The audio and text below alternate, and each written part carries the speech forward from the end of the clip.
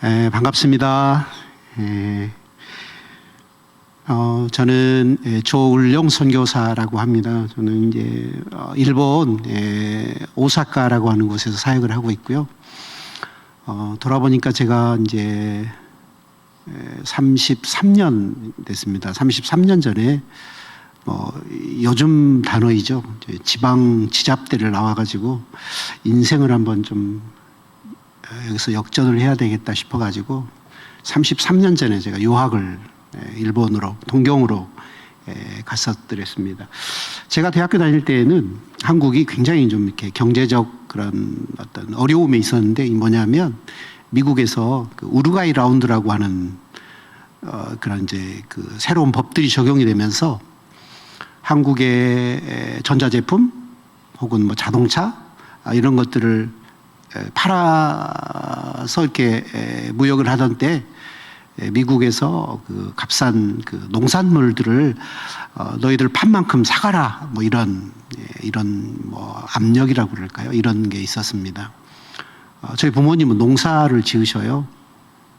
그런데 그게 이게 한국에 적용이 되면 한국 농사 지으신 분들은 다 거지가 되겠구나 이제 그런 좀 마음에 뭐 의로운 뭐가 있었던 것 같아요. 그래서 제가 일본은 이미 그 당시에는 이제 선진국이었고 그런 미국과의 협상 가운데 그런 전문가들이 많이 있었습니다.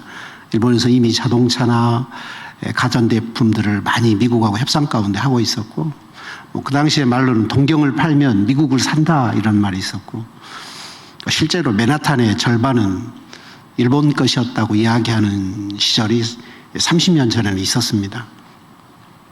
그래서 저는 그 당시에 미국하고 통상 그 어떤 전문가 이제 타시로 교수라고 하는 분이 계셨는데 통산성에서 대학교 교수로 오셨던 전임에 오셨던 분 밑에서 제가 한 5년 정도 공부를 했었더랬습니다.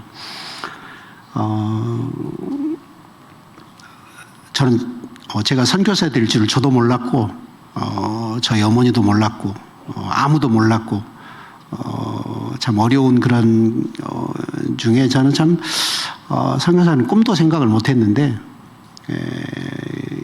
신앙생활을 이제 교회에서 어렸을 때부터 이제 어머님을 따라서 신앙생활을 하다 보니까 동경에서도 이제 신앙생활을 하게 됐는데 섬기는 그 교회 목사님이 너는 그 선교사 되는 게 좋겠다 이렇게 말씀하셨습니다. 저는 전혀 이렇게 마음의 준비가 없었는데 그래서 저는 이제 처음에는 이제 못한다고 그랬죠. 왜냐하면 이제 나름 꿈도 있었고 또 기대되는 것을 제가 알고 있었기 때문에 그런데 목사님 다시 저에게 말씀하셨습니다. 뭐 어떤 선교사님들은 하나님의 음성을 듣고 선교사 헌신했다고 그러는데 저는 하나님의 음성은 못 들었고요. 담임 목사님이 하나님을 통해서 말씀하신다고 믿고 순종해서 유학 마지막 차 될 쯤 해가지고 선교사로 헌신해서 일본에서 신학을 했고 또 일본인 사역들을 그렇게 하고 있습니다. 제가 섬기는 교회는 이제 오사카에 있고 저는 이제 나고야라고 하는 곳에서 한 10년 정도 개척 사역을 했고 지금 있는 오사카에서 한 13년 정도 이렇게 사역을 하고 있습니다. 저희들 교회 사역은 이제 일본인들이 한 50%, 60%가 되고 한국인들이 한 30%, 또 중국인, 또 다른 뭐 프랑스라든지 여러 외국의 청년들 중심으로 그렇게 이제 이루어져 있습니다.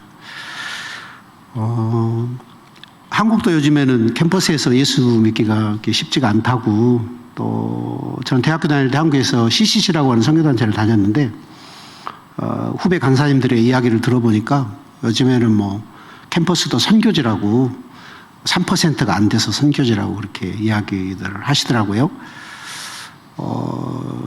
그래서 요즘에는 캠퍼스에서 내가 예수 믿는 걸 굉장히 좀 뭐랄까 위축된다고 그럴까? 좀 어떤 불편한 어떤 그런 불이익을 당할지 모른다고 한다는 이제 그런 분위기가 있다고 그렇게 CCC 간사님 후배한테 그렇게 들었습니다. 근데 사실 일본은 지금 크리스천 퍼센테이지는 0.7%라고 정확하게 내가 이야기합니다. 캐톨릭도, 그러니까 구교도, 신교도 뭐 이렇게 굉장히 낮은 숫자죠. 더더욱 이제 젊은 사람들은 거기에 절반도 안 되는 0.1~2% 되지 않을까요? 일본의 농담인데 조크인데 일본의 그 교회 평균 연령이 일본의 수명 연령이다 그런 말이 있습니다. 그러니까 일본에는 거의 대부분 이제 나이 드신 분들이 신앙생활을 하시는데 대신 일본에서는 크리스찬들을 이렇게 생각합니다. 적은 소수이지만 야, 너 참 대단하다. 어떻게 크리스찬을 하니? 그렇게 높은 수준의 그런 높은 비전의 삶을 어떻게 살아갈 수가 있니? 내가 성경도 알고 혹은 예수 믿는 사람들을 아는데 나도 그렇게 살고 싶지만 나는 그렇게 살 자신이 없어. 그래서 나는 크리스찬을 못해. 이런 사람이 많지 크리스찬을 부끄럽게 여기는 사람은 없습니다. 뭐 어찌되었든 간에 저는 그래서 지금 오사카에서 사역을 하고 있고 저희 교회 사역은 주로 캠퍼스 사역을 처음에 시작을 해서 여기까지 온 것 같아요. 얼마나 일본의 청년들을 전도하기가 어려운가 하면 저희들은 1년에 2번씩 코로나 전에는 캠퍼스에서 한국에서 찬양 사역하시는 전문 사역자님들 모시고 캠퍼스 라이브를 했습니다. 교실 하나 빌려서 한 전단지를 한 100장 정도, 200장 정도 점심시간에 저희들이 도시락도 다 준비해 가가지고 전도하면 그날 월요일이면 월요일, 화요일이면 화요일 점심시간에 그 학교에 모이는 사람들을 한 10명, 15명 정도 모여요. 한국도 그렇지만 일본에서는 이렇게 전단지를 주고 사탕하고 묶어가지고 이렇게 줘도 거의 안 받습니다. 10명 주면 1명이나 받을까? 근데 그걸 100장이나 200장을 뿌리면 교실에 한 10명 정도 모여요. 그래서 이제 1시간 정도 식사도 하고 이제 찬양 사역자님들이 가스펠도 불러드리고 축복성도 불러드리고 이렇게 하고 저희들이 이제 한 주일날 교회에서 피날레로 라이브를 하니까 꼭 와라 이렇게 하면 10개 대학에서 그걸 하면 각 대학마다 10명씩 하면 100명이 온 거잖아요. 보통 한 2주에 걸쳐서 저희들이 하는데 주일날 교회 오는 사람들은 한 10명 정도 옵니다. 그러니까 뭐 주일날 아르바이트 한다, 뭐 미리 선약이 있다 이래서 한 10명 정도 와요. 그 10명 정도 되는 학생들에게 저희들은 정말 최선을 다합니다. 하여튼 들어올 때부터 나갈 때까지 혹은 평일날도 계속해서 컨택을 하면서 케어를 하는데 그 다음 주가 되면 그 최고의 VVIP로 대접을 하는데 그 다음 주가 되면 몇 명 올 것 같아요? 대부분 한 명도 안 옵니다. 그걸 1년에 2번을 해서 20년을 했습니다. 그렇게 해서 이제 저희 교회 청년들이 연결이 되어서 6개월 만에 다시 연결이 되고 1년 후에 다시 연결이 되고 이렇게 해서 일본인들이 연결돼서 세례받고 또 훈련받아서 예수님의 제자로 살기를 헌신하고 그래서 선교사가 되기도 하고 물론 자기 민족이긴 하지만 또 유학생 가운데는 자기 전공을 저처럼 내려놓고 선교사로 헌신하신 분들도 있고 그래서 저희들은 이제 그런 사역을 하고 있고요. 저희 오사카를 중심으로 교토, 고베, 나라, 니시노미야, 오카야마 이런 이제 지역의 주변 도시들이 있는데 그런 곳에 계속해서 일본인 또 한국인 선교사님들을 파송해서 교회 개척을 하는 이제 그런 사역을 하고 있습니다. 저는 오늘 읽은 이 사도행전 1장 8절 말씀으로 사실은 이제 선교사로 헌신하게 되었습니다. 오직 성령이 너에게 임하시면 너희가 권능을 받고 또 예루살렘과 온 유대와 사마리아 땅끝까지 이르러 내 증인이 되리라 하시니라. 일본에 유학하기 전에도 이 말씀은 제가 알고 있었습니다. 저희 어머님이 늘 외치시던 말씀이라 알고는 있었는데 이게 제 인생의 어떤 그런 터닝 포인트가 될 줄은 저도 몰랐는데 알고 보니까 하나님께서 미리 듣게 하셨고 준비시켜 주셨구나 이제 그런 믿음의 그런 도전을 갖습니다. 저는 이제 이 말씀을 통해서 왜 제가 선교사를 헌신하게 되었는가, 아니 왜 일본 선교를 해야 되는가에 대한 말씀과 더불어 은혜를 함께 나누려고 합니다. 제가 그림을 하나 가져왔는데요. 이 영상에 여러분 그림을 보시고 제가 누구의 그림인지 아시면 좋겠습니다. 이 사진에 혹시 그림이 나올까요? 예. 이 정도는 나도 그린다 뭐 이렇게 생각하실지도 모르시겠지만 반 고흐의 그림입니다. 예. 한국 번역으로는 그렇습니다. 별이 빛나는 밤에 이렇게. 고흐는 할아버지가 목사님이셨고 아버지도 목사님이셨고 본인도 이제 목사가 되려고 신학을 공부해서 전도사 되었고 자기는 도저히 못하겠다. 그래서 이제 자기의 좋아하는 은사를 따라서 이제 화가가 되죠. 그리고 이제 절친이었던 고객으로부터 대판 싸움을 하고 헤어지고 나서 생내미 요양원에 정신분열로 입원을 해가지고 약 한 1년 3개월 정도 그 정신요양원에서 있으면서 요양원이 산 언덕에 있었는데 마을들을 내려다보면서 그린 그림이라고 그래요. 저는 다른 얘기가 아니고 이 그림의 한가운데에 교회가 있어요. 이렇게 자세히 보면. 근데 마을에는 집들에는 불이 들어와 있는데 교회에는 사실 이렇게 자세히 보면 불이 꺼져 있어요. 이게 고흐의 영적 상태였다고들 전문가들은 이야기를 합니다. 할아버지가 목사님이셨고 아버지가 목사님이셨고 본인도 신학을 했는데 정신적인 깊은 어떤 갈등, 낙심 가운데 지금 자기가 요양원에 갇혀서 이렇게 있어 보니까 마을들에는 불이 들어와 있는데 정작 불이 켜져야 될 교회에 불이 꺼져 있어서 후에 우리가 들은 이야기지만 고흐는 이제 스스로 인생을 마감했다고 이야기를 전해 듣습니다. 저는 이 말씀을 이렇게 마무리하면서 먼저는 그런 말씀을 드리고 싶어요. 우리의 인생에 믿음의 불이 켜져 있어야 된다. 성령의 불이 켜져 있어야 된다. 얼마 전에 들은 그 이야기인데요. 새로 면허를 따신 분이 야간 운행을 처음으로 운전을 하고 나갔대요.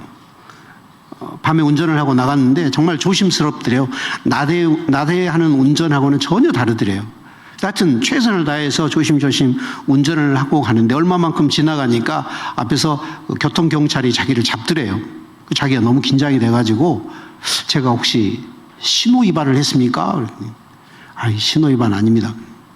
혹시 제가 스피드 위반을 했습니까? 스피드 위반 아닙니다. 그럼 저를 왜 잡으셨어요? 그랬대요. 그때 경찰이 이렇게 이야기했대요. 라이트를 켜주세요. 그랬대요. 이게 참 저는 가슴에 남는 멘트입니다. 다른 사람의 자동차에 불이 들어오기도 하고 혹은 가로등이 있기도 하고 이래서 사실은 내 차에 지금 불이 들어와 있나 안 들어와 있나를 놓칠 수가 있다는 거지요. 세상이 어찌되든 간에 혹은 세상이 우리의 믿음의 삶에 대해서 어떤 평가를 하든 그건 그렇게 중요한 이야기가 아닙니다. 오늘 사도행전의 이 시대를 생각을 하면 이 시대보다도 훨씬 더 어려운 시대가 사도행전의 시대가 아니겠습니까? 그들에게는 순교라는 것이 늘 따라다녔던 시대였으니까요. 믿음으로 인해서 많은 박해와 불이익을 당했던 시대였으니까요. 그럼에도 불구하고 그들에게 성령의 역사가 있을 때, 믿음의 불이 켜져 있을 때 그런 것들은 전혀 문제되지가 않았습니다. 오늘 말씀 가운데 1장 8절 말씀 가운데 이런 말씀이 있습니다. 성령이 임하시면 예루살렘과 온 유대와 사마리아와 땅끝까지 이르러. 사도행전은 이 1장 8절로 요약이 된다고들 그렇게 이야기합니다. 예루살렘 마가다락 땅에 성령의 역사가 있었고 그것으로 온 유대로 그 복음이 불이 펴져갔고 그리고 나중에는 사마리아와 땅끝까지 복음이 증거되는 것으로 사도행전은 이제 28장으로 이제 마무리를 된다고 이야기합니다. 지금 시대가 한국의 선교 시대라고들 이야기를 합니다. 인구 대비로 선교사가 가장 많은 나라는 미국이지만 인구 대비로는 한국이 가장 많은 선교사를 세상에 보내고 있다고 이야기합니다. 그래서 저는 이 말씀 가운데 어떤 도전을 받았는가 하면 땅끝까지 이르러 복음 증거하는 것 가운데 사마리아라고 하는 이 단어에 굉장히 마음의 도전을 많이 받았습니다. 사마리아는 북이스라엘의 수도가 되었던 나라이고 그들은 사실은 민족에 대한 자부심도 신앙도 팔았던 사람들입니다. 그래서 예루살렘과 유대 사람들은 그 사람들하고 적대심을 가졌다고 그러잖아요. 그러니까 저는 이제 선교사로 도전을 받으면서 내 인생의 사마리아는 누굴까? 우리 민족에게 있어서 사마리아는 어딜까? 땅끝까지 이르러 세계 선교를 감당해야 된다고 하는 이 시대 가운데 있어서 그것이 풀타임으로 헌신한 저희들에게나 혹은 각자의 직업이나 혹은 은사를 가지고 헌신한 하나님의 사람에게 있어서 세계 선교를 감당하는 데 있어서 사마리아는 피할 수 없는 땅이라는 것입니다. 건너뛰기는 안 된다는 거지요. 용서하기 어려운 사람, 사랑하기 어려운 사람, 과거를 돌아보면 우리에게 부끄러움과 깊은 상처를 주었던 존재. 세계 선교를 이어가는 것 중에 저는 그래서 이 사마리아가 일본이 아닌가. 왜냐하면 성경에 원수를 사랑하라 이렇게 말씀하셨으니까요. 제가 여기 교회 말고 이제 가끔 이제 한국에 1년에 한 번 정도 이렇게 오면 나이가 많이 드신 이제 그 장로님들이나 성도님들이 계신 곳에 가서 이렇게 선교 보고를 할 때가 있는데 예배 끝나고 나면 저한테 물어보고 오기도 하고 그래요. 선교사님 저기 친일파세요? 그렇게 물어보면 저한테. 그래서 참 또 말을 바꾸어서 어떤 분은 이렇게 물어봅니다. 일본하고 한국하고 축구하고 그러면 어느 쪽 응원하세요? 저한테 이렇게도 물어보시기도 하시고 저는 그래서 그냥 대부분 말을 하지 않습니다. 왜냐하면 참 교회에서도 그런 물어보거든요. 일본인 친구들이 선교사님 어느 쪽 응원하세요? 그럼 또 한국부 가면 저희들은 일본부 예배가 따로 있고 한국부 예배가 따로 있는데 한국부 식구들도 물어보거든요. 말을 하지 않는 게 정답인 것 같아요. 그래서 저는 성경적으로 이야기한다면 우리는 예수파여야 된다는 거죠. 예수파여야 된다. 성경이 원수를 사랑하라고 마태복음 5장 44절에 말씀하셨고 또 로마서 5장 8절 말씀까지는 하나님이 아들 예수 그리스도를 십자가에 죽게 하심으로 우리를 향한 자기의 사랑을 증명하셨다 이렇게 말씀하셨습니다. 한국에는 정말 많은 그런 일본을 향한 뉴스들이 많이 있는 것 같아요. 좋은 뉴스보다도 부정적인 뉴스들이 참 많은 것 같습니다. 그래서 일본에 있으면 한국인이라고, 한국 가면 일본 선교한다고 그래서 참 이 일본에서 선교하는 저희들은 정말 좀 외로울 때가 많이 있습니다. 틀림이 없는 것은 선교는 그것이 사마리아이든 우리에게 깊은 상처를 준 사람이든 간에 우리에게 부끄러움을 준 사람이든 간에 나를 배신했던 사람이든 간에 상관없이 원수를 사랑함으로부터 선교는 시작되어야 된다는 것입니다. 그것이 하나님께서 우리에게 보여주신 하나님의 선교라는 것입니다. 저는 일본은 성경적 입장에서 선교를 해야 된다면 일본은 반드시 선교를 해야 되는 것이다. 거기에 효과다, 효율이다, 적은 금액으로 최대의 효과를 이루어내는 선교가 아니라도 이것은 땅끝까지 이르러가선 세계 선교를 감당하기 위한 진위 여부가 여기에 말씀에 있다고 믿습니다. 모든 사람을 사랑한다는 것은 아무도 사랑하지 않는 것이다. 또 그렇게 이야기하더라고요. 참 마음에 와닿는 말입니다. 우리의 하나님께서 우리에게 주신 성령의 역사가 있으면 그것은 물론 우리가 알지 못하는 땅끝에 가서 또 알지 못하는 누군가를 향하여 하는 것보다도 훨씬 효과적이고 하나님 기뻐하시는 이 사마리아를 품는 믿음의 선교가 우리 가운데 먼저 이루어져야 될 줄로 믿습니다. 그래서 첫 번째 저는 이 말씀 가운데 성경적으로 볼 때 일본은 꼭 우리가 품고 가는 믿음으로 넘는 선교여야 된다.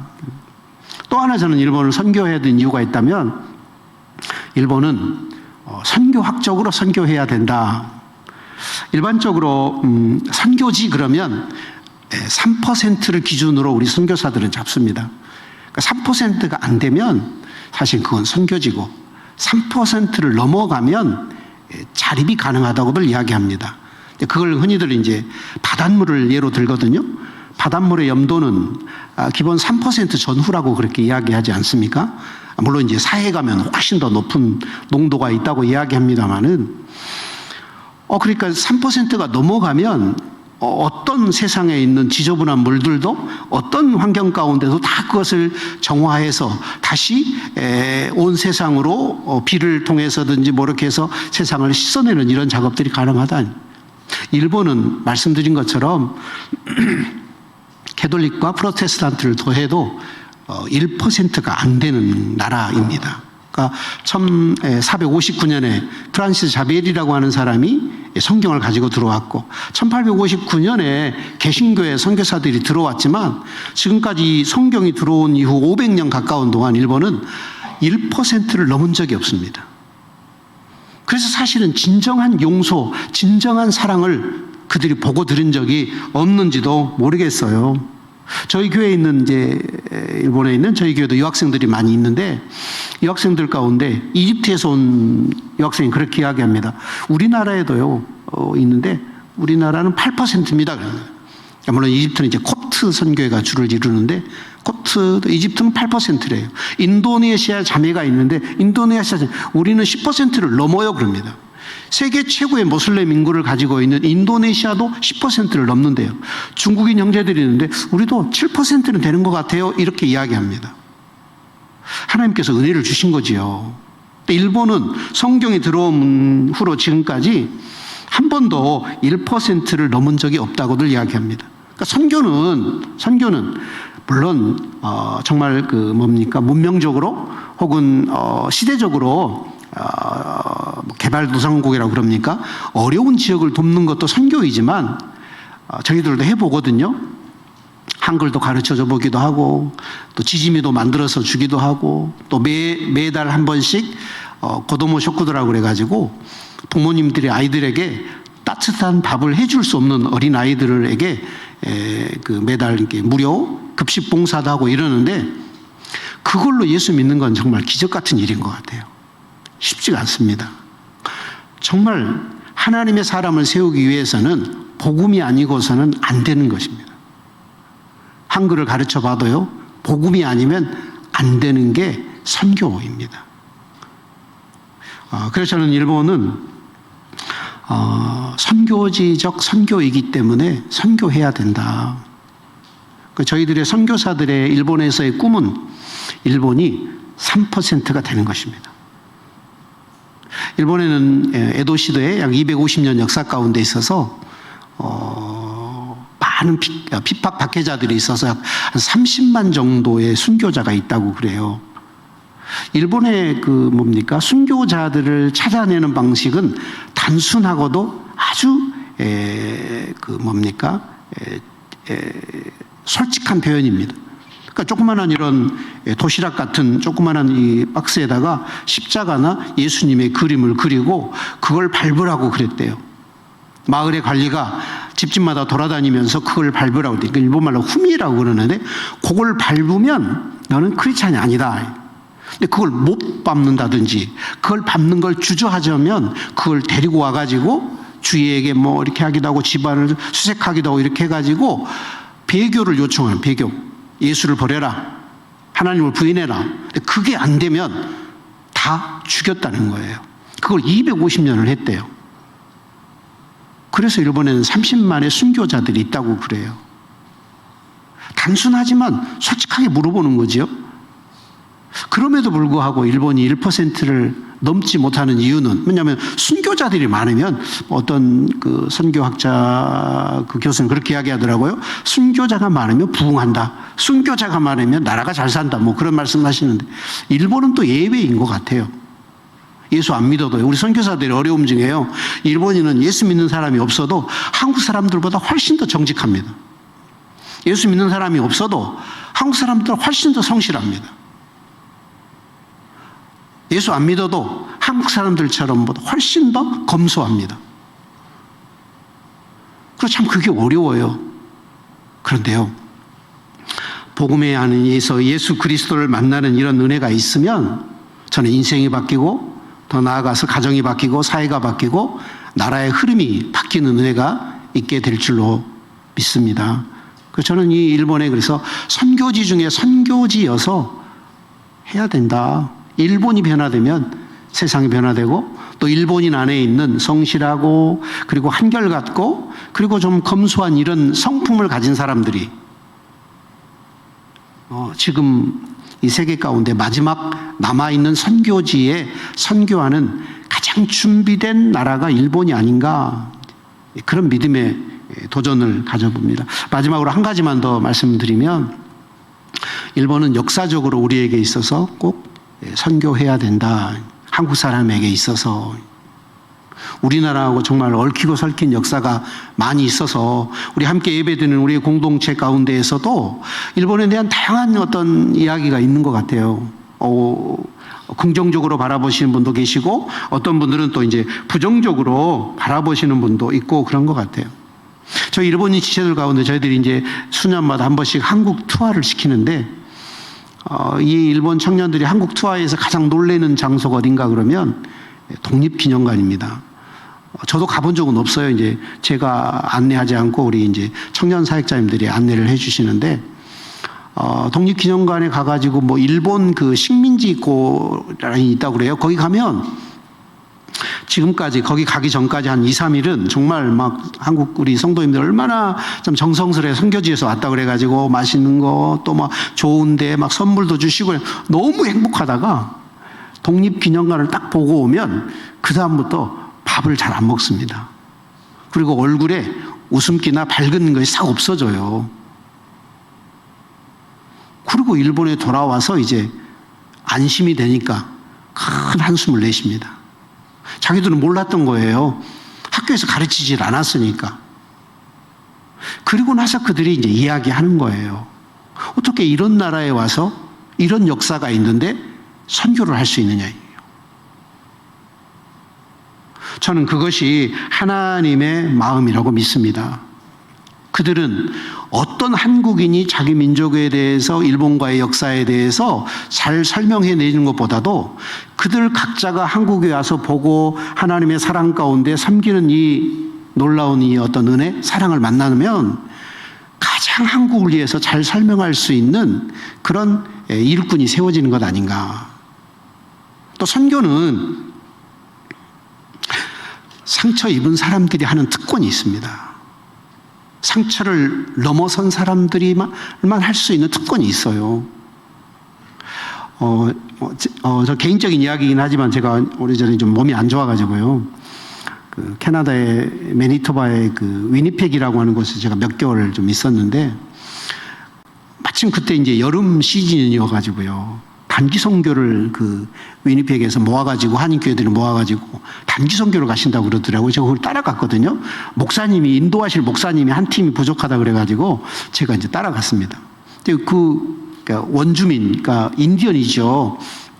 깊은 아주 정말 사람들이 살지 않는 그 레지던스라고 그러냐 되면 거기를 갔는데 자기들 이렇게 모여서 이렇게 사는데 그 추장님하고 이제 처음에 이제 1시간 정도 강의를 들었는데 그 추장님이 그렇게 이야기하시는 거예요. 여러분들이 한국 사람들이기 때문에 우리가 이제 그 단기 선교를 받았다는 거예요. 제가 거기서 2주를 있었는데 그들이 만든 그 원주민 언어를 가르치는 학교에서 교실에서 이제 저희들이 숙박을 하면서 있었는데, 만일에 캐나다 사람들이 와가지고 우리 아이들을 2주 동안 섬겨주겠다 이렇게 하면 자기들 안 받았을 거라는 거예요. 왜냐하면 캐나다인들은 우리에게 너무 많은 상처를 주었기 때문에 캐나다인들이나 교회에서 와가지고 선교하면 우리는 안 받는다는 거예요. 근데 한국인들은 우리하고 같은 많은 아픔이 있기 때문에 우리 자녀들을 믿고 맡길 수 있다는 거예요. 저는 우리가 이제 일본 땅을 생각하면서 그런 마음을 갖습니다. 우리 안에 믿음 안에 상처를 이 예수 그리스도의 사랑으로 우리가 넘어서면 일본 선교를 할 수 있도록 가장 준비된 민족이 한국이라고 믿습니다. 우리에게는 힘이 있다니까요. 힘이. 돈이나 어떤 앞선 문명을, 기술을 이야기하는 게 아니고 하나님께서 우리 민족에게만 주신 뜨거운 그런 열정이 있습니다. 열정. 밝은 에너지가 있다니까요.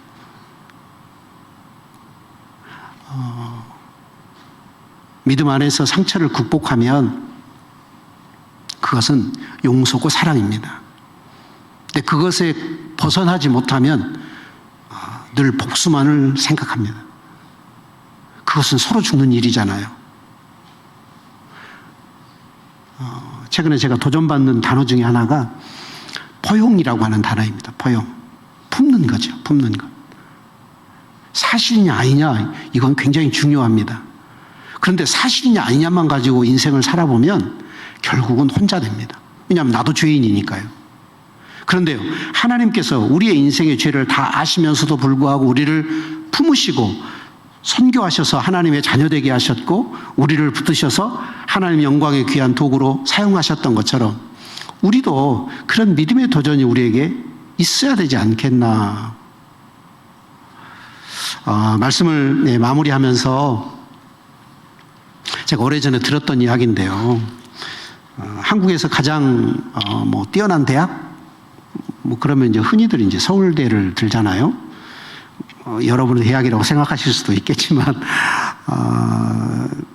근데 서울대학에 지금까지 노벨상이 한 명도 안 나왔대요. 교수든 출신자든. 그런데 영국의 캠브리지 대학에는 거의 100명 가까운 노벨상 수상자들이 있대요. 90 몇 명이라고 제가 들었습니다. 그래서 연구하시는 분이 그 서울대학과 캠브리지 대학 가서 리서치를 했대요. 캠브리지 대학 가가지고 아인슈타인의 상대성 이론에 대해서 이야기를 했대요. 아느냐? 설명할 수 있느냐? 캠브리지 대학 애들이 아인슈타인을 모르는 애들이 있을 뿐만이 아니라 상대성 이론을 설명해낸 애들이 거의 없더래요. 근데 서울대 와가지고 물어봤대요. 아인슈타인을 아느냐? 다 알더래요. 상대성 이론을 설명해내는 애들도 있더라는 거예요. 그러니까 이 서울대 애들이 훨씬 더 뛰어나다는 거예요. 그래서 고민을 했대요. 왜 이렇게 뛰어난 아이들인데 어떤 분야에 있어서 인류를 위해서 혹은 미래의 세대를 위해서 어떤 최고의 상이라고 할 수 있는 노벨상을 받은 사람이 왜 없느냐? 왜 없느냐? 그분이 이렇게 결론을 냈다고 그래요. 캠브리지 대학은 아인슈타인을 알지도 못했고 상대성 이론을 설명하지도 못했지만 아인슈타인처럼 살아가는 애들이 여기 모여 있다는 거예요. 서울대 애들은 아인슈타인도 알고 상대성 이론도 설명해낼 수도 있지만 아인슈타인 같은 삶을 살지를 않았다는 거예요.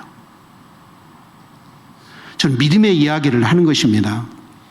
성경을 많이 알아요. 교회를 알아요. 혹은 세상의 흐름을 알아요. 이게 중요한 게 아니라는 겁니다. 성경 말씀을 많이 공부해요. 저희들도 막 계속 성경 공부하거든요. 올해부터 금요일, 토요일까지 개인 성경 공부, 그룹 성경을 많이 하는데 성경 공부 가운데 성령의 불이 붙지 않으면 말씀이 독이 되는 경우가 얼마나 많은지 몰라요. 흔한 말로 머리만 커져가지고 입만 살았다니까요. 자기가 정말 성령의 불이 있으면 주님의 제자가 됩니다. 주님의 제자는 주님의 제자를 낳습니다. 생명이 생명을 낳듯이 믿음 안에서 말씀 안에 성령의 역사가 붙으면 하나님의 사람을 세워냅니다. 그것은 저처럼 풀타임 헌신자가 되든 혹은 각자의 전공이나 직업 가운데 있든 이게 중요한 게 아니에요. 우리 안에 성령의 역사가 살아있으면 틀림없이 그것을 통해서 믿음의 사람이 세워져 간다는 거예요. 그래서 저는 우리 청년 사랑하는 동역자들에게 그렇게 권면을 드리고 싶습니다. 예수님께서 이 땅에 살아계시면서 주셨던 두 가지의 큰 명제가 있다고 한다면 저는 첫째는 성령 받으라라고 하는 말씀이셨다고 믿습니다. 또 하나는 제자 삼아라. 마태복음 28장 마지막 20절 말씀처럼 아버지와 아들과 성령의 이름으로 세례를 주고 내가 너에게 분부한 모든 것들을 가르쳐 지키게 하라. 제자 삼으라. 이 말씀이 나오고 있습니다. 성령 사역이 사실 성령의 역사가 제자 훈련의 완성 같아요. 제가 이렇게 해보니까 한 20년 이상, 25년 선교사 생활을 하면서 이렇게 쭉 보니까 말씀 사역에 우리의 신앙생활에 성령이 붙지 않고서는 내가 제자 될 수 없고 제자를 낳을 수가 없었던 것 같아요. 마치 예수님 시대의 제자들처럼 예수님에게 3년을 성경 공부했잖아요. 3년의 기적을 보았고 먹었고 기적을 살았잖아요. 그런데도 성령 사역이 없으니까 무너지잖아요. 입으로는 물론 안 한다고 그랬지만 드리고 싶은 말씀은 이것입니다. 우리가 다시 한번 이 말씀 가운데서 약속하신 대로 성령의 놀라운 역사가 우리 인생 가운데 임함으로 말미암아서 먼저는 우리 인생 가운데 예루살렘 혹은 유대, 사마리아와 같은 이런 관계이든 혹은 일본 땅과 같은 존재일지 할지라도 우리가 사랑으로 넘어서서 선교로 품고 땅끝까지 이르러 하나님의 영광을 드러내는 믿음의 동역자가 되시기를 주님의 이름으로 축원드립니다. 기도하겠습니다. 좋으신 주님 감사합니다. 은혜 가운데 저희들 부르시고 또 이런 귀한 자리에서 하나님의 말씀을 나누게 하심을 감사를 드립니다. 원하옵기는 각자 가운데 가장 필요한 것으로 하나님을 향한 복된 결단만 우리 마음 가운데 있을 수 있도록 인도하여 주옵소서. 또 저희를 통하여 각자 부르신 사명의 장소에서 하나님께 귀한 영광을 돌려드리는 끊임없는 주의 제자를 낳는 저희 모두가 되도록 함께하여 주옵소서. 감사드리며 예수 그리스도의 이름으로 기도하여 싸움나이다. 아멘.